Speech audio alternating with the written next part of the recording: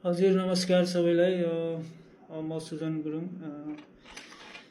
म मालदिप्स आउन चाहने कोही हुनुहुन्छ होइन भने मैले चाहिँ एउटा जानकारी दिन खोजेको।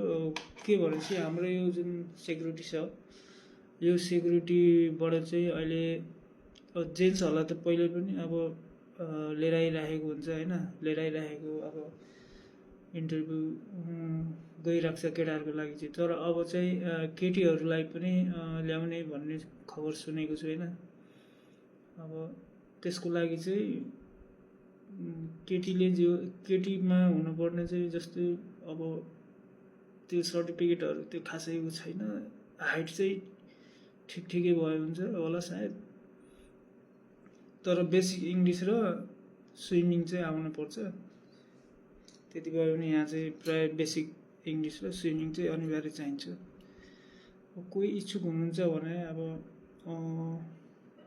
कमेन्ट गर्न सक्नुहुन्छ। म अब त्यसको बारेमा अब इन्फर्मेसनहरू म कसैलाई अब अफिसमा सोधेर हजुरहरूलाई जानकारी दिन सक्छु। कोही अब आउने इच्छुक हुनुहुन्छ भने।